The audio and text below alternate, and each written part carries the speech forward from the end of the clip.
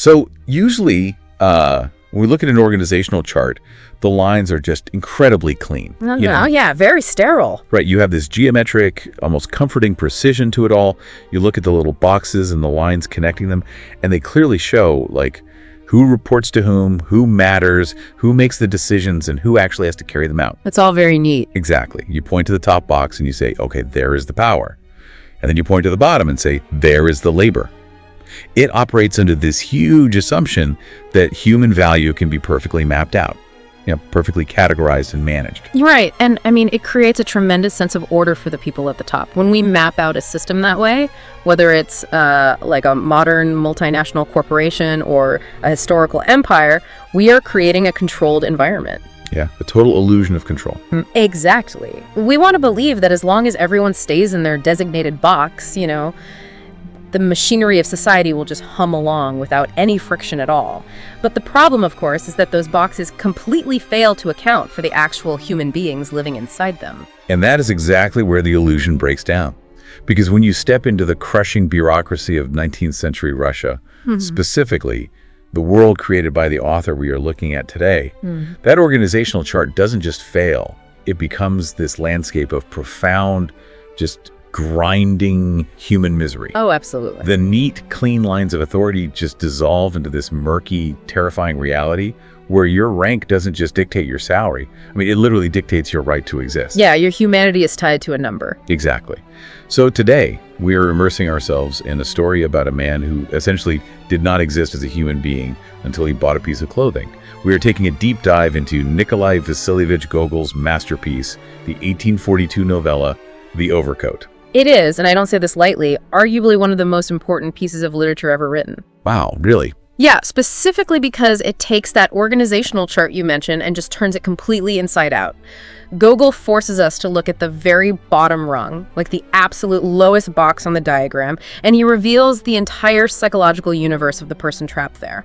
So for you listening, whether you are a literature buff who spends your weekends, dissecting the Russian classics, or you are just someone trying to navigate modern corporate bureaucracy and occasionally feeling like a completely invisible number on a spreadsheet, this deep dive is going to uncover some incredibly sharp and frankly uncomfortable truths about human nature. Uncomfortable is definitely the right word. Right. We're going to look at the psychological weight of poverty, the total absurdity of status, and the ways we try to build our own tiny, controllable universes when the real world rejects us. But to really grasp the sheer madness of the world in The Overcoat, I feel like we have to start with the architect of that world. We absolutely have to talk about Gogol himself. Yeah, because he was not your standard aristocratic Russian literary insider. Yeah. He was the furthest thing from an insider, actually. So Nicolai Gogol was born in 1809, and he lived until 1852. But his origins are just so crucial to understanding his whole perspective. He was not born in the bleak, icy, hyper-structured capital of St. Petersburg. Right. He was from somewhere entirely different. Exactly. He was born in the Ukrainian village of Sorochinsky, which was then a part of the vast Russian Empire. He grew up in a minor aristocratic family, but his environment was completely defined by the warmth, the vibrant folklore, the superstition, and just the chaotic rural reality of the Ukrainian countryside. And that contrast is everything. I mean, you have this man raised on colorful country folklore where stories are passed down orally, full of witches and devils and really vibrant community life. And then as a young man, he travels to the epicenter of imperial power. He arrives in St. Petersburg. Which is a completely different universe. Totally. And St. Petersburg, historically, was a city literally forced into existence by Peter the Great. It wasn't a natural settlement that grew organically over centuries, It was a planned city built on a frozen swamp, specifically designed to be this rigid, geometric, European-style capital. Yeah, it was the physical manifestation of an organizational chart. I love that phrasing, yes. And it was a city built on the bones of the serfs who constructed it. And when Gogol arrives there, he brings this deeply critical outsider's lens. I mean, when you are deeply embedded in a system from birth, you stop seeing its absurdities. Right, it just becomes normal to you. Exactly. The locals of St. Petersburg had simply accepted the rigid, incredibly backwards social and bureaucratic systems of the Russian Empire as like the natural order of the universe. Yeah. But Gogol looked at those same systems and saw absolute madness. He saw the grinding daily erasure of the lower class clerks. And he wrote about it in a way nobody else did. Yeah. He became what a lot of our sources describe as a magician of language. But he wasn't just, writing pretty sentences. He was deploying language as a weapon to expose the absurdity of the system. Yeah, his prose is wild. In the original Russian, his phrasing has this musical, hypnotic, almost dizzying quality that pulls you right into the manic reality of the bureaucracy. But beneath the beautiful language was the mind of a razor-sharp social critic who was obsessed with a very specific psychological concept. And that concept is the relationship between systemic oppression and delusion. Yes, let's get into that. That psychological mechanism is really the engine of Gogol's best work. When a human being faces relentless systemic oppression, when society constantly, daily, hourly reinforces the message that you are completely insignificant, that you are just a replaceable cog, it leads to massive inner repression. You just swallow it all. Exactly. You swallow your anger, you swallow your desires, and you swallow your basic humanity literally just to survive the day. But you can only compress a spring so far before it snaps back. Right. You can only repress human dignity for so long before the mind has to find an escape hatch. And the escape hatch that Gogol observed and wrote about so brilliantly is how that repression sometimes flips entirely into its polar opposite. It turns into megalomania or these intense delusions of grandeur. Really? Like a coping mechanism? Exactly like a coping mechanism. It functions as a psychological defense. If the external physical world makes you feel completely powerless and invisible, your mind constructs an internal, highly detailed universe where you are supremely important. Wow. Gogol explored this dynamic in several of his works, notably in Diary of a Madman, where a minor government clerk eventually loses his grip on reality entirely and ends up in an asylum, completely convinced that he is the king of Spain. When you lay it out like that, it is so tempting to view this purely as a 19th century Russian phenomenon, something locked away in the history books, a byproduct of czars and quill pens. But if you look around today, for you listening, Gogol's St. Petersburg feels incredibly uncomfortably familiar. Oh, really does. Think about a hyper-corporate modern megacity.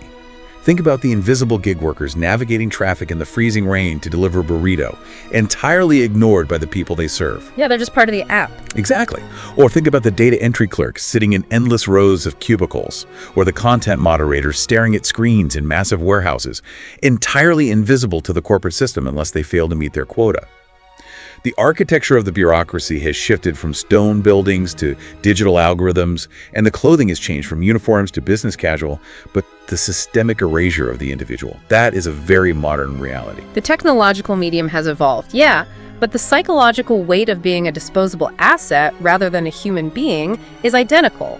The feeling that your entire worth is tethered to your utility to a massive, uncaring machine transcends any specific century. Gogol just happened to map the contours of that feeling perfectly in 1842. Right. And to truly understand the crushing weight of this environment, we need to meet the ultimate manifestation of this invisible man. We need to look at the protagonist as the Overcoat, a character whose entire existence is just a masterclass in marginalization.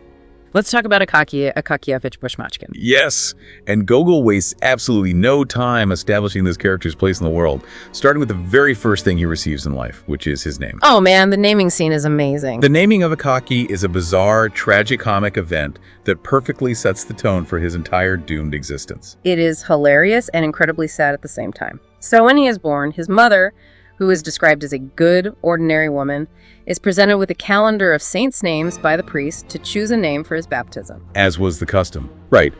But the names on this specific calendar are incredibly obscure, harsh-sounding, and frankly ridiculous. She is offered names like Mokia, Sosia, and Kozdazat. Kozdazat? I mean, imagine saving a baby Kozdazat. Exactly. She physically recoils. She rejects all of them. So they turn the page of the calendar hoping for something better, and they find even more terrible, archaic names like Trifili and Varakasi. And the mother finally just gives up. She looks at this absurd list provided by the religious bureaucracy and decides she just cannot burden her child with any of them. So she says, let him be named after his father. And his father's name was Akaky. Right. Therefore, the child becomes Akaky Akakievich. Akaky, son of Akaky. It is this closed loop of insignificance. He is literally doomed to repeat the past, perfectly unremarkable, just a copy of a copy.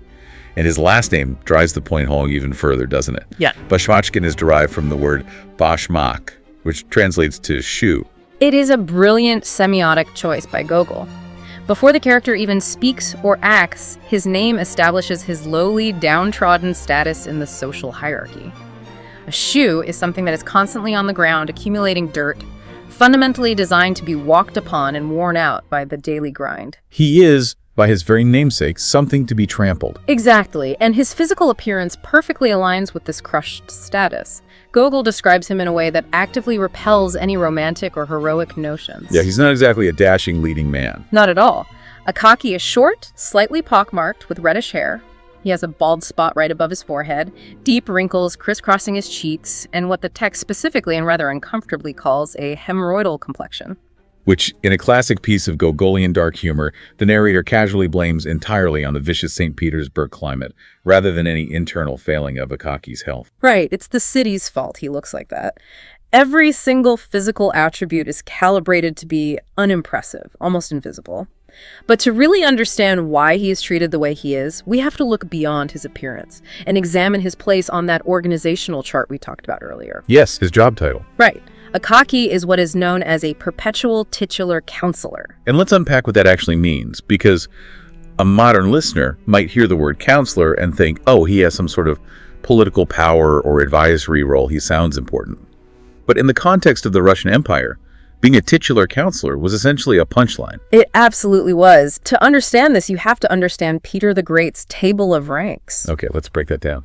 In 1722, Peter the Great instituted this massive bureaucratic overhaul of the Russian government and military. He created a rigid 14-level hierarchy. Rank 1 was the highest, so the elite chancellors and field marshals. Rank 14 was the absolute bottom. So everyone had a number. Exactly. The table of ranks was initially designed to be a meritocracy, right? To force the lazy aristocracy to actually serve the state.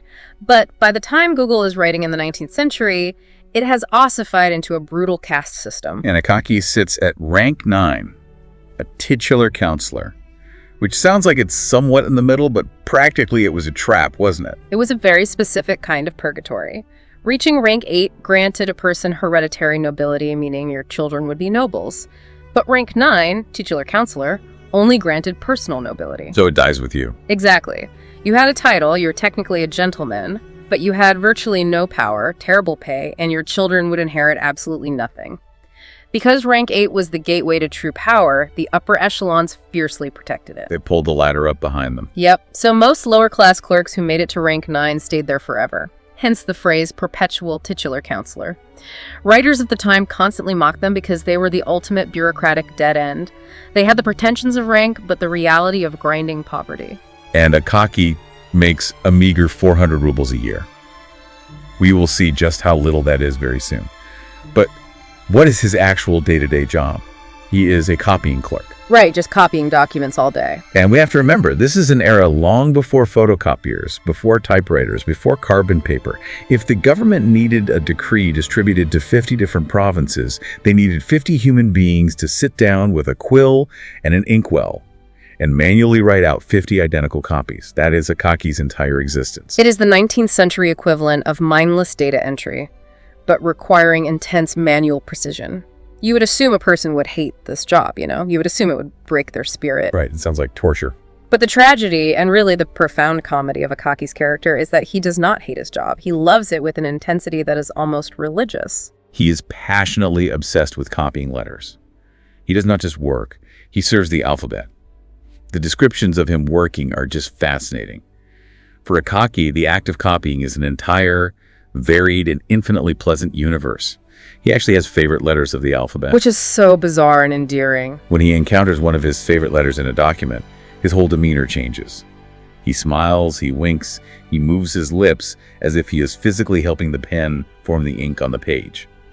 You could stand across the room and practically read the document he was writing just by watching the micro-expressions on his face. And his devotion doesn't end when the workday is over. He actually takes paperwork home with him. He walks home, eats his dinner of cabbage soup and beef with onions, and the text notes that he eats it without ever actually tasting it. Shoveling it in. Right, just swallowing it along with whatever flies happen to have fallen into the bowl. And then he immediately goes right back to copying. If his superiors don't assign him extra work to take home, he will make copies of documents simply for his own personal pleasure, especially if the document is addressed to a new or important person. Okay, I want to push back on this a little, or at least examine it through that psychological lens you mentioned earlier. We talked about how systemic oppression leads to megalomania or delusions of grandeur, but Akaky isn't declaring himself the king of Spain here. No, he's definitely not doing that. So is his obsession with copying just a sad necessity because he is so devoid of personality? Or is it, in its own tragic way, his tiny, pathetic version of constructing a controllable universe? Is he retreating into the absolute geometric certainty of handwriting because the external world is so hostile and chaotic? That is a highly perceptive way to frame it. I would argue it is absolutely his survival mechanism. In the chaos of St. Petersburg, in a society that treats him like dirt, he has found the one variable he can perfectly control: a beautifully formed letter on a clean sheet of paper. Wow. Yeah. He cannot control his poverty, he cannot control the weather, he cannot control his cruel superiors. But he can control the pressure of his quill. His desk is his sanctuary. It is a micro-universe where he is the master. As long as he is copying, he is safe from the existential terror of his own insignificance. But sanctuaries in Gogol's world are never truly safe. Let's look at how the external world penetrates that sanctuary. The cruelty of the office environment is just staggering. It's awful. The porters at the front door, the lowest of the low in the building, do not even stand up when he walks by. They don't look at him. They treat him with less regard than a housefly buzzing across the room. And his superiors are utterly cold. An assistant head clerk will walk up and just thrust a stack of papers right under Akaky's nose without a single word. No greeting, no nothing. No, please copy this. No, here is your assignment for the day. Just the silent, dehumanizing delivery of more labor. The superiors ignore him, but the younger clerks actively torment him. The psychological dynamic here is classic bullying. The younger, slightly higher status clerks bond with each other by punching down at the weakest member of the tribe. Right. They ruthlessly mock him. They invent elaborate, humiliating stories about his 70-year-old landlady claiming she beats him and asking when they are going to get married. They rip up scrap paper and shower it over his head, laughing and calling it snow. And through all of this relentless abuse, Akaky's primary defense is simply to ignore it. He just keeps his head down, focused on his favorite letters, never making a single spelling mistake, acting as if the bullies are entirely invisible. Nah. But there is a breaking point. There is. There is a moral core to this scene that elevates the story from a simple comedy of office politics into a profound philosophical statement. It happens when the bullying crosses the line from verbal mockery to physical interference. Usually, Akaky can tune out the noise, but when they physically bump his arm, when they jolt his desk and actually prevent him from forming his beloved letters, the sanctuary is breached. They messed with the one thing he had. Exactly. He finally speaks. He looks up and says, "Leave me alone. Why do you insult me?" It is not a shout of anger, though. It is the tone of his voice that matters. Gogol notes this strange, pitiful, piercing quality in his voice. And there is a young, newly appointed clerk in the office that day who had just started to join in on the mocking, thinking it was just, the normal office culture. Just trying to fit in. Right. But when he hears Akaky say those words, "Leave me alone, why do you insult me?" the young man is struck as if by lightning. The young man stops dead. The words just penetrate his own socialization. In that pitiful plea, the young clerk hears a hidden, echoing, universal phrase, which is, "I am your brother." I am your brother. Oh man, it is a devastating moment of clarity. The young clerk realizes, in a flash, how much savagery and animal cruelty is hidden underneath refined, so-called polite society. Yeah, the contrast is stark. He sees that the elegant uniforms and the cultured manners of the Russian bureaucracy are just a thin veneer covering a vicious, predatory system. That single moment haunts the young man for the rest of his life. In his darkest moments, he remembers the image of the balding, pockmarked little clerk begging for basic human dignity. It is Gogol's ultimate indictment of the table of ranks. The system is designed to categorize people so efficiently that you literally forget they are human. Akaky's plea is a brief tearing of the veil. Just a glimpse of the horror underneath. But it is only brief, because while Akaky's internal universe is fragile, there is a much larger, much more terrifying external force about to shatter his world entirely. Here's where it gets really interesting for the listener, because that force is not human. It cannot be reasoned with, and it does not care about rank or nobility. The primary antagonist for the poor in St. Petersburg is the brutal, unforgiving Russian winter. Oh, the winter is a character all its own. St. Petersburg is situated on the 59th parallel north. The winters are long, dark, and unimaginably harsh. Gogol establishes the Northern Frost as an active, malicious entity. It has a mind of its own. When the clock strikes 9 in the morning, which is the exact time all the clerks are rushing through the streets to their offices, the cold starts delivering sharp physical stings to everyone's noses, completely indiscriminately. Doesn't matter if you are a high-ranking minister or a lowly copyist, the frost attacks. But for the poor titular counselors like Akaky, the cold is not just an inconvenience, it is a daily, mortal threat. And Akaki's primary defense against this lethal enemy is catastrophically failing. His old overcoat has degraded past the point of utility. It has actually become a running joke in the department. They won't even call it a coat. Right. His coworkers don't even grant it the dignity of calling it an overcoat. They mockingly refer to it as a dressing gown or a cape. The fabric on the back and the shoulders has worn so thin over the years that it's literally like cheesecloth. The icy wind blows right through it. The inner lining is in absolute shreds. And what he does to the collar is so sad. Yes.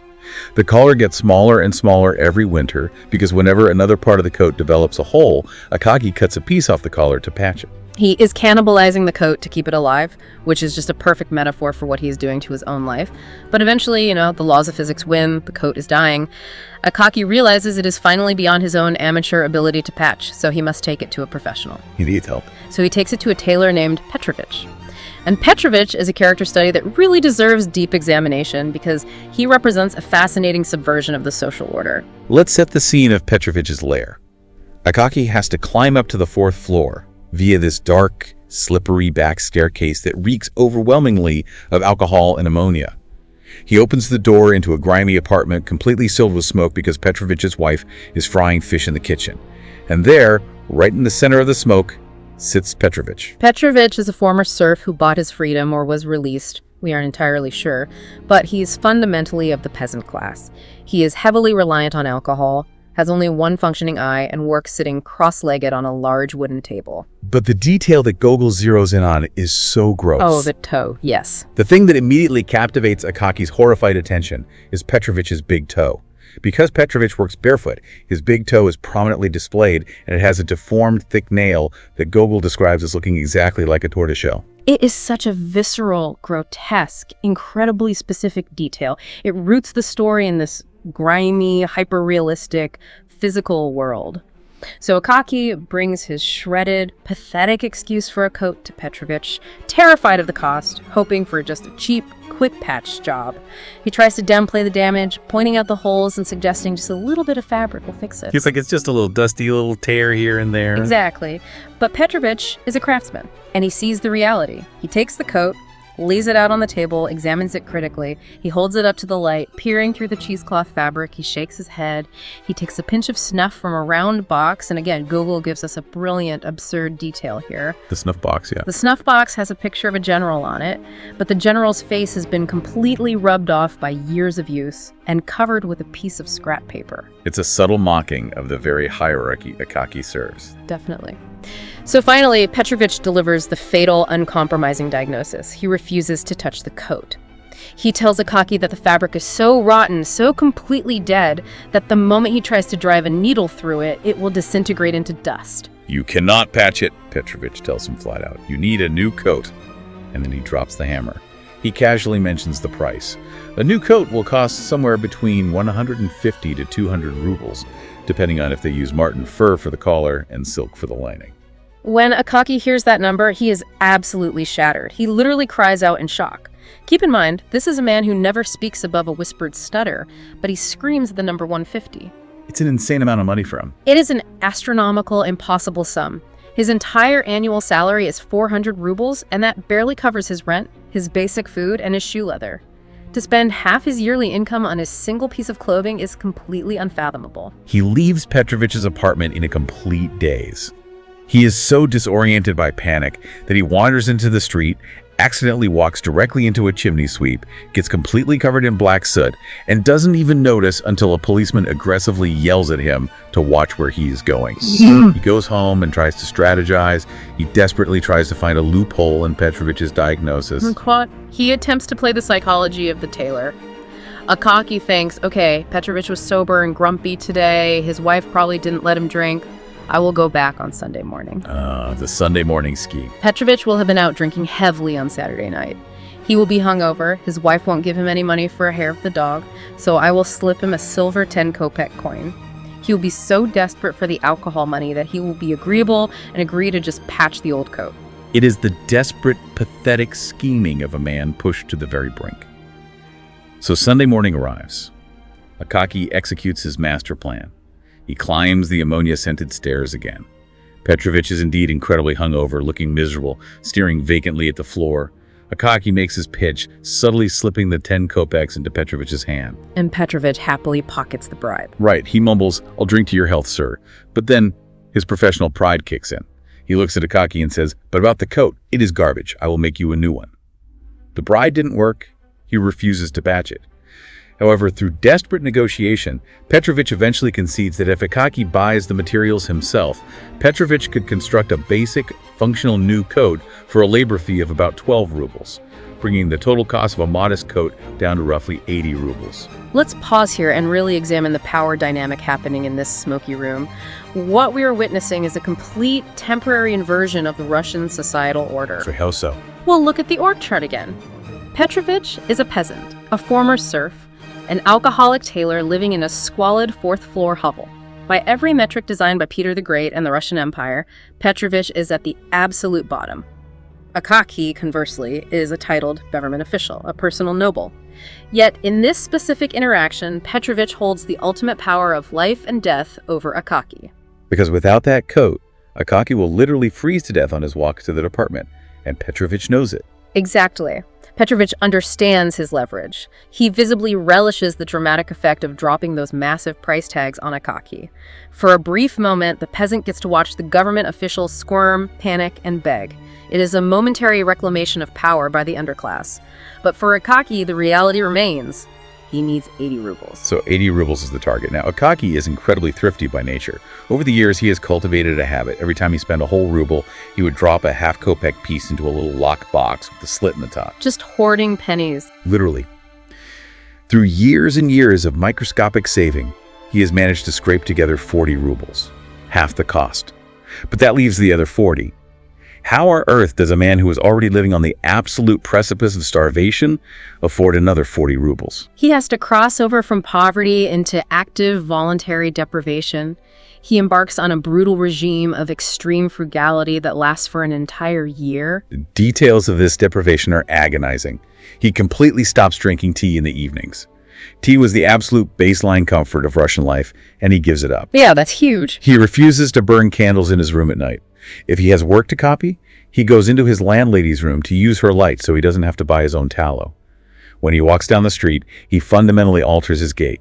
He walks lightly, almost on tiptoes, carefully stepping only on the smooth cobblestones, desperately trying to avoid wearing out the leather on his shoe soles so he won't have to pay a cobbler for repairs. He even minimizes the wear and tear on his clothing to reduce laundry bills.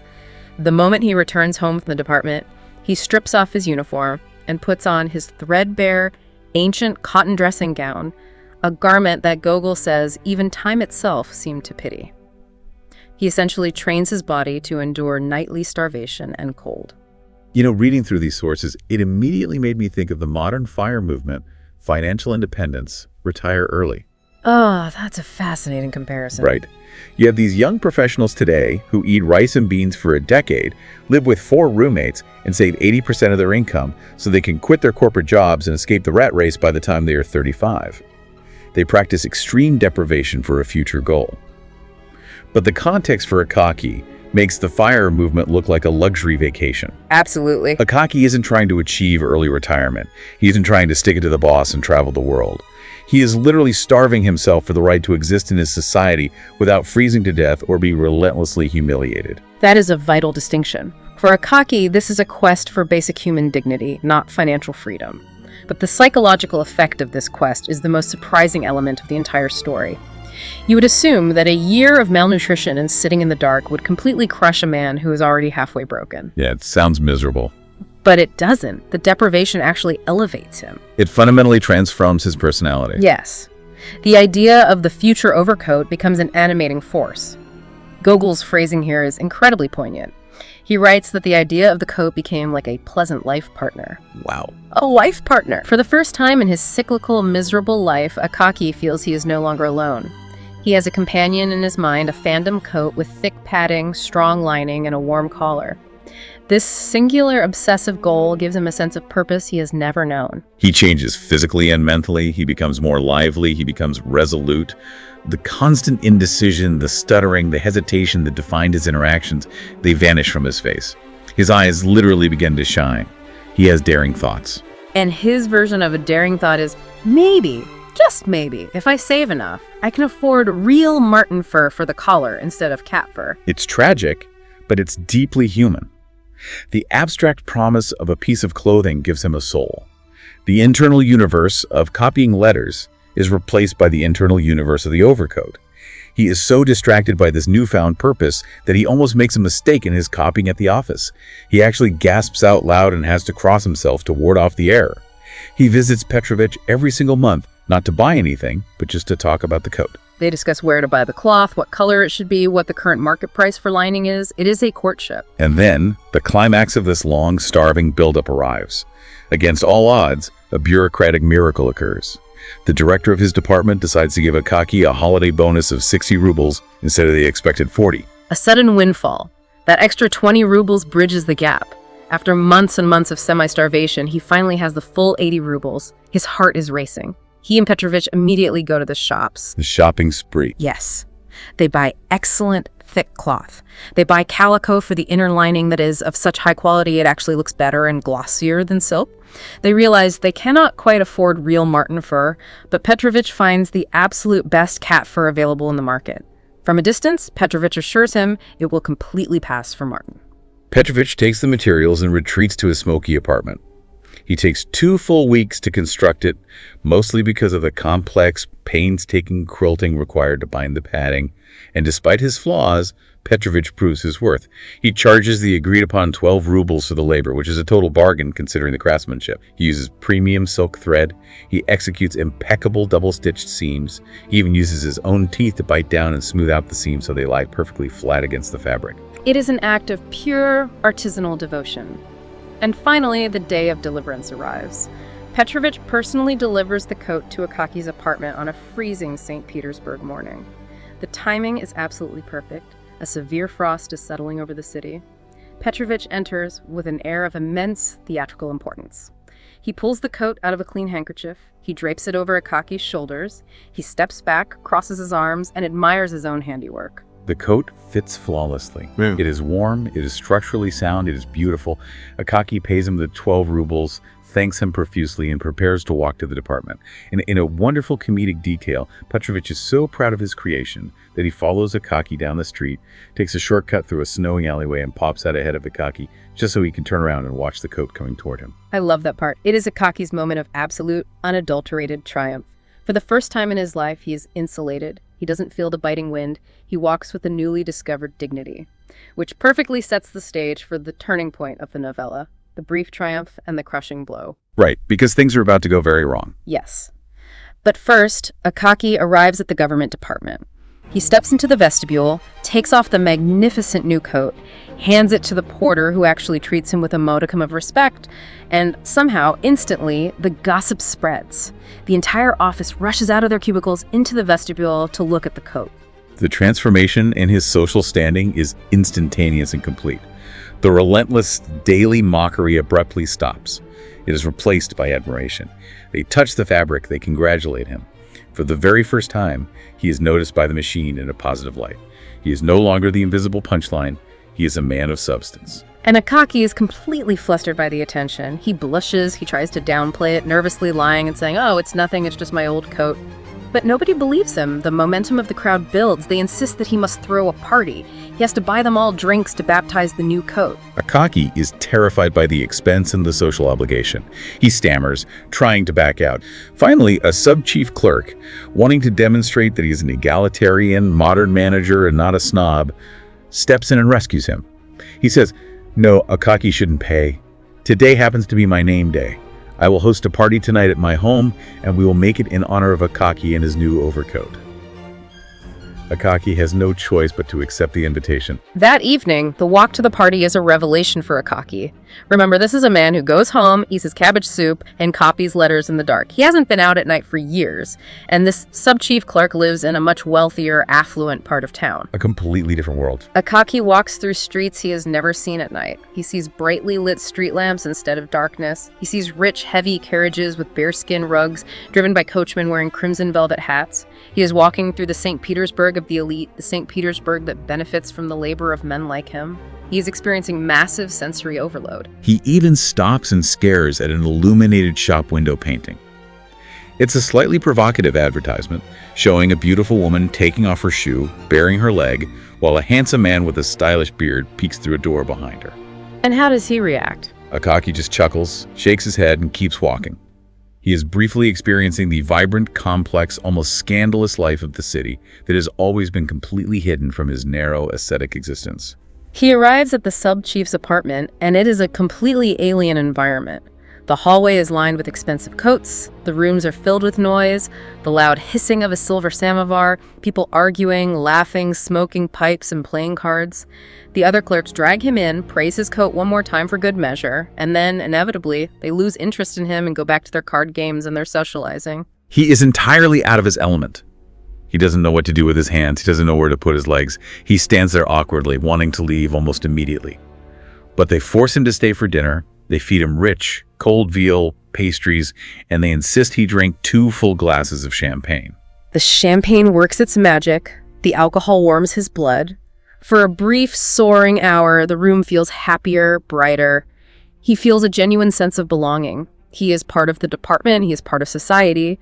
But eventually, the clock strikes midnight. The champagne wears off, his old habits kick in, and he knows he's stayed too long. Time to go. He sneaks out into the hallway, finds his overcoat lying on the floor, which upsets him deeply, so he carefully brushes every speck of dust off it, puts it on, and heads out into the night to walk home.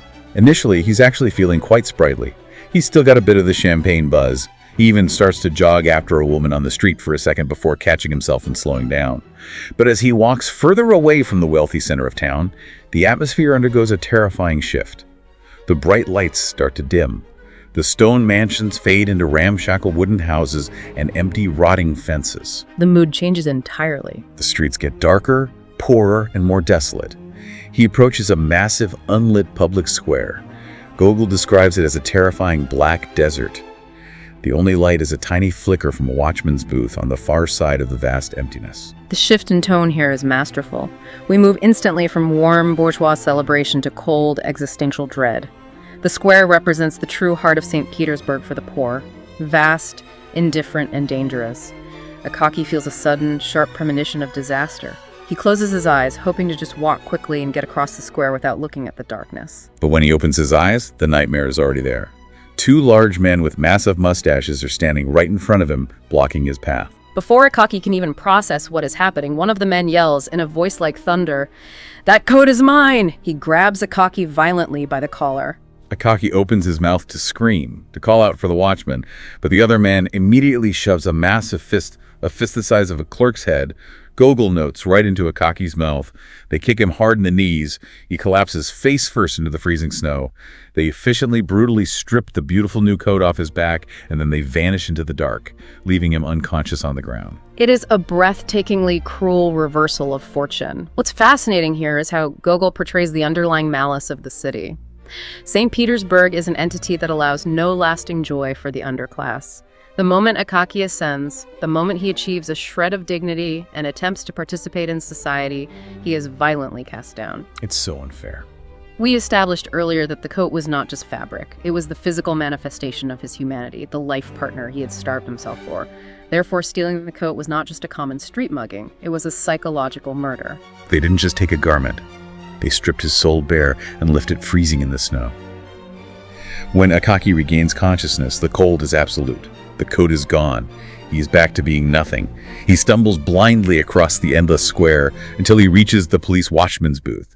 He screams at the watchman, "Why didn't you help me? Didn't you see them rob me?" And the watchman's response perfectly encapsulates the labyrinth of apathy Akaky is about to enter.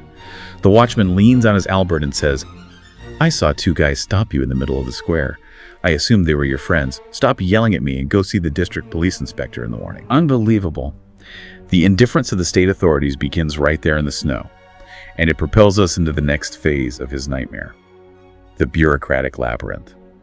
Akaky goes home, shivering, his uniform torn and wet. His landlady's horrified. She tells him not to even bother with the local street police. She says they will just take a bribe and delay the paperwork. She advises him to go straight to the district inspector of police, who she claims is a respectable man. So, the next morning, Akaky skips work. This is a monumental detail. For the first time in his entire life, he does not show up to copy his letters. He goes to the inspector's house early in the morning. The clerks tell him the inspector's sleeping. He goes back at 10. Still sleeping. He goes back at 11. They tell him the inspector has gone out on business.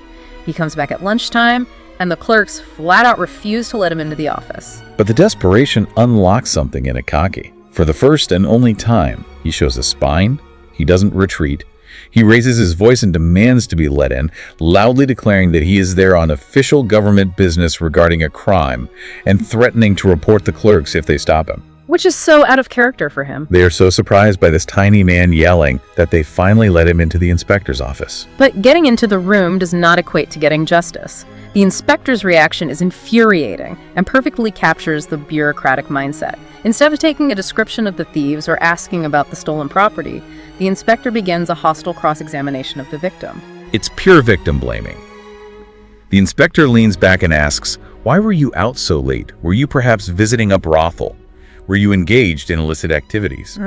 He completely ignores the crime and interrogates Akaky's morality. Making him the bad guy. Yes, Akaky is so flustered, so deeply intimidated by the uniform and the aggressive questioning, that he stammers, gets confused, and leaves the office utterly defeated. He doesn't even know if they're going to look for the coat. The system has failed him at the local level. The following day, he is forced to return to work. Because he has nothing else, he arrives wearing his shredded, ancient cheesecloth dressing gown. When his coworkers see him, they realize what has happened. Most of them actually feel genuine pity for him, though a few still find a way to mock his misfortune. They try to take up a collection to help him buy another coat. But the reality of office politics intervenes. They only managed to raise a few pathetic pennies because the department had just spent all their discretionary funds buying a new expensive portrait of the director and subscribing to a book written by a friend of the director. The budget for empathy is bankrupt. However, one of the clerks offers a piece of advice that seals Akaky's fate. He tells Akaky that the local police are useless and will never recover the coat. If Akaky wants real results, he needs to bypass the lower levels and go see an important person. Ah, the important person. Someone high up in the bureaucratic hierarchy who can pull strings, make a phone call, so to speak, and force the police to act. This important person is one of Gogol's most brilliant character studies. He is a general, but crucially, he was only recently promoted to the rank of general. Gogol gives us a deep dive into the psychology of this man, carrying our organizational chart analogy to its ultimate conclusion. Exactly. When someone is newly promoted to a position of vast power, their insecurity often manifests as tyranny. This general is obsessed with strict, theatrical routine to validate his new rank. He has literally constructed an absurd system of access. How bad is it? If a lower-ranking clerk wants to speak with him, the clerk cannot simply knock on his door. The clerk must speak to a junior secretary, who must relay the message to a senior provincial secretary, who must relay it to a titular counselor, who finally presents the request to the general. He has built a maze of bureaucracy simply to make himself feel grand. His entire personality is a performance. Gogol tells us that the general actually stands in front of his mirror at home and practices acting severe. He practices scowling. His standard operating procedure for dealing with subordinates consists of 3 rehearsed phrases. How dare you? Do you know who you are talking to? Do you understand who stands before you? He is a man whose basic humanity has been entirely subsumed by his rank. And on the specific day that Akaky comes to seek his help, the general happens to have an old childhood friend visiting his office. They haven't seen each other in years. They have been catching up, reminiscing, having a perfectly pleasant human conversation. Just 2 guys talking. In fact, they have exhausted all their topics of conversation and have been sitting in silence for several minutes just smoking cigars. But when the secretary knocks and announces that a lowly clerk is waiting outside, the general's EO overrides his humanity. He decides to make Akaky wait in the anteroom for an agonizingly long time, simply to demonstrate to his childhood friend how powerful he is, how people must wait on his pleasure. It is a grotesque display of status. Finally, he summons Akaky into the opulent office. Akaky walks in, terrified, sweating profusely, completely intimidated by the grandeur of the room and the general's rehearsed severe scowl. Akaky tries to explain the theft, but his nerves get the better of him. He is stuttering, slipping in his meaningless filler words, saying meaning or namely every other sentence. And then Akaky makes a fatal procedural error. In his desperation, trying to explain why he didn't just wait for the local police to handle it, he blurts out that secretaries are often unreliable and that he needed to bring the matter directly to the top. Oh, and by saying that, Akaky effectively tells the general that he skipped levels on the organizational chart. He bypassed the chain of command. To a man entirely defined by that chart, this is an unforgivable heresy. It causes a system crash in the general's fragile ego. He explodes. He unleashes the theatrical rage he practiced in the mirror. He leans forward and screams, "Do you know who you are talking to? Do you understand who stands before you?" And then he stomps his foot on the floor with such violent, aggressive force that the sound echoes through the room. The psychological impact on Akaky is immediate and devastating. He is a fragile man who has just been starved for a year, robbed, beaten in the snow, and ignored by the police. This massive auditory assault from a figure of absolute authority is the breaking point. Akaky's vision swims. He literally faints from sheer terror. He just drops. He collapses onto the floor of the office.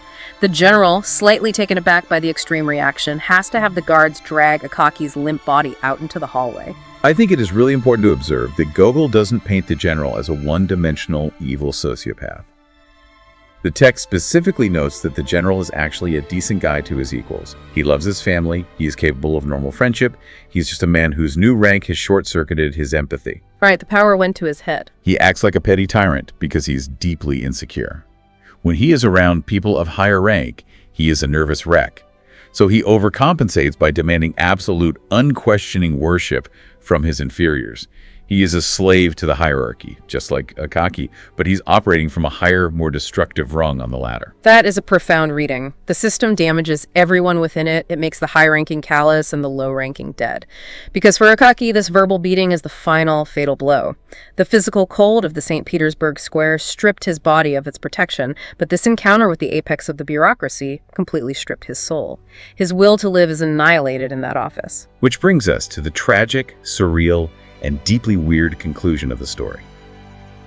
Akaky stumbles out of the general's office into a raging, blinding blizzard. He is wearing his useless dressing gown. The freezing wind hits him from all four sides of St. Petersburg simultaneously. His throat swells up almost immediately with a severe infection. By the time he finally drags himself up the stairs to his room, he can no longer speak. He falls into bed, consumed by a raging fever. The landlady calls for a doctor.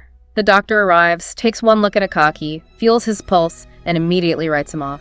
The medical system is just as apathetic as the police and the bureaucracy. The doctor essentially says, he's going to be dead in a day and a half. Don't waste money on medicine. Just put a warm poultice on him so he doesn't die entirely neglected. And then the doctor says something so cold.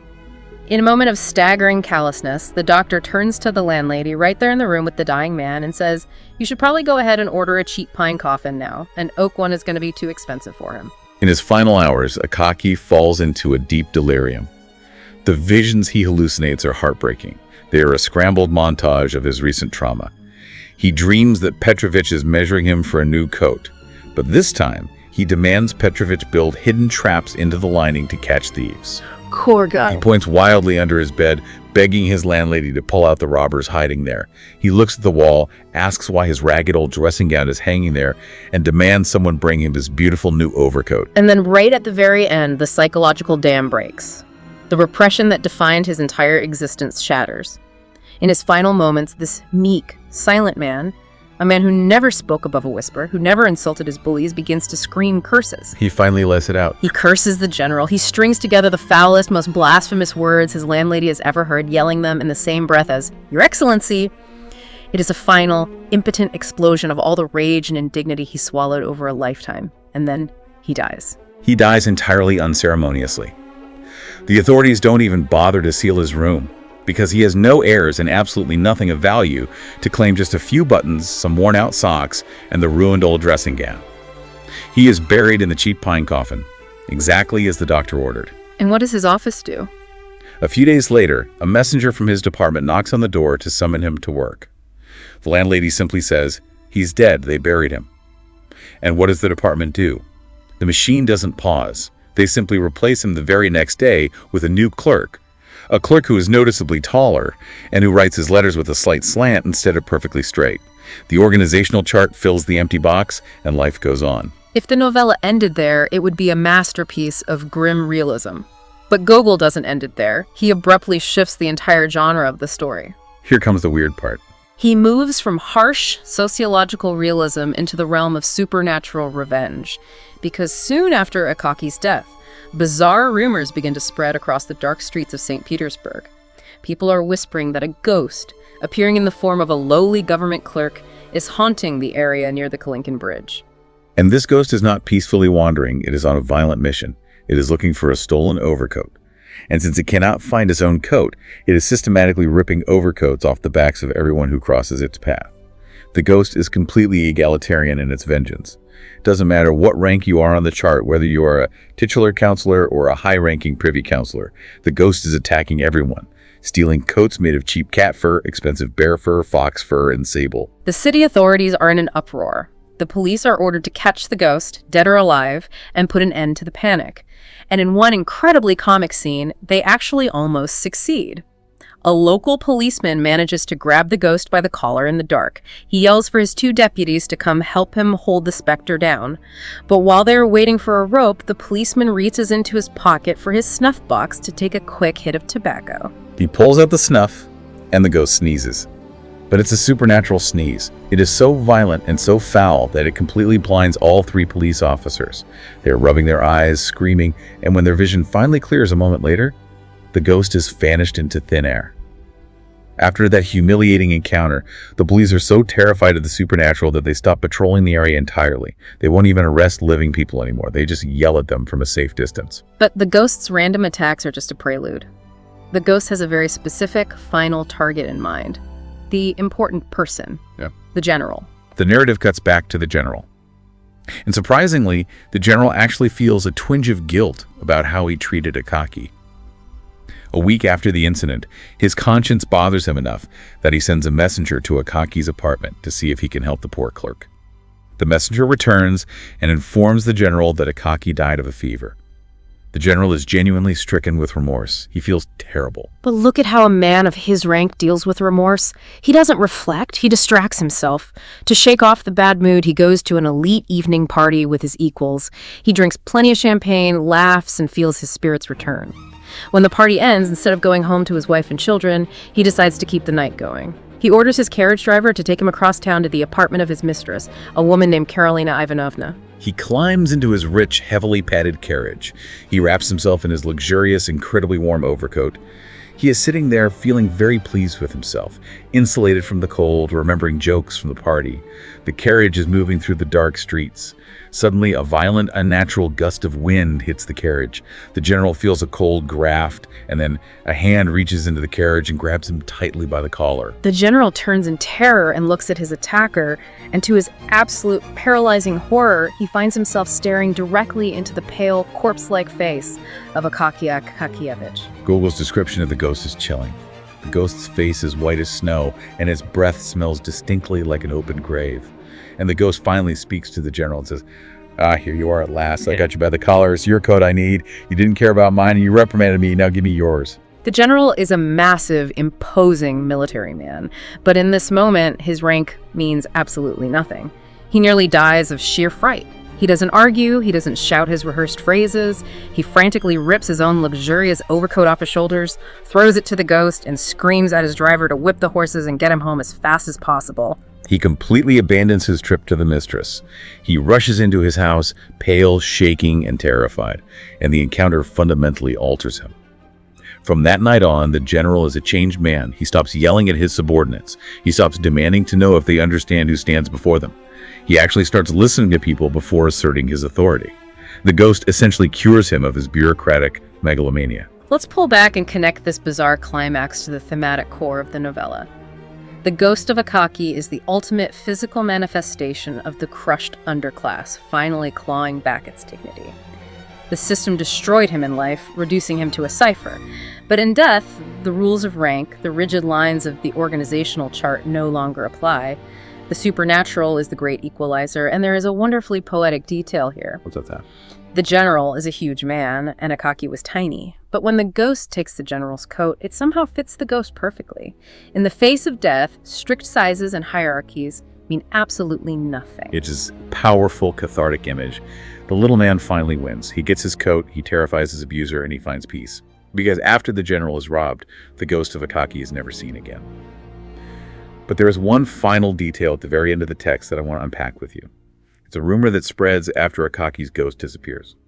A local policeman claims to see a second ghost walking through the streets. But this ghost is different. Very different. It is much taller. It has a massive, bristling mustache.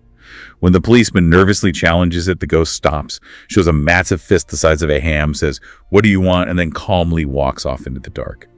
Who is that? Is that the original thief who mugged Akaky in the square, now somehow absorbed into the city's supernatural folklore? It is highly likely, and it provides a deeply cynical counterweight to Akaky's triumph. It suggests that while Akaky got his specific personal revenge and found peace, the underlying chaos and violence of St. Petersburg remain entirely undisturbed. The brutal spirit of the city, represented by the mustache thief, continues to march on, untouchable even by the police, operating outside the bounds of both human law and supernatural justice. The absurdity of life, the inherent unfairness of the system doesn't disappear just because one clerk found closure. The machine just keeps grinding. So after traversing this incredible, heartbreaking, and bizarre journey of a man and his coat, what does this all mean? How do we synthesize Gogol's vision? Well, Gogol created the perfect distillation of the tragedy and the comedy of modern bureaucratic life. The Overcoat is a story about how systems, whether they are empires, corporations, or institutions, value pieces of paper, rigid routines, and superficial titles far more than they value the beating heart of a human being.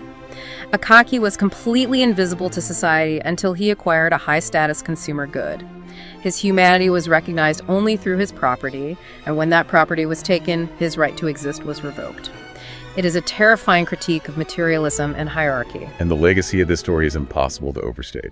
It is the bedrock of modern literature. There is a very famous quote widely attributed to Fyodor Dostoevsky, though literary historians debate who actually said it first. But the quote is, "We all came out of Gogol's Overcoat." We all came out of Gogol's Overcoat. It's a brilliant phrase. What that means is that the entire tradition of modern, empathetic, psychologically complex literature, the kind of literature that actively seeks out the poor, the marginalized, the strange, the people hiding in the corners of society, and treats them with profound depth and psychological seriousness, was born from this single story. Before Gogol, literature often focused on kings, heroes, and grand romances. Gogol looked at a balding, pockmarked copying clerk who loved the letter A and elevated his suffering to the level of high tragedy. He proved that the most profound insights into the human condition are often found at the very bottom of the org chart. From one threadbare cheesecloth dressing gown, an entire literary tradition of empathy is born. It forces you to look at the invisible architecture of your own world. And for you listening, as you navigate your own life this week, I want to leave you with a final lingering thought to ponder. Look around your own office, your own company, or your own city today. Who is the Akaky in your life? Who is that quiet, invisible person doing the repetitive, unglamorous work that everyone else ignores, mocks, or simply takes for granted? And more importantly, what is the Overcoat they were desperately sacrificing everything to obtain, just to feel visible and human in our society? It is a question that reframes how you interact with every person you pass on the street. Just remember, the next time you look at that organizational chart, that clean geometric diagram of power, the boxes and lines might be perfectly neat, but the humanity trapped underneath them is messy, tragic, and desperately longing for warmth. Thank you for joining us on this deep dive.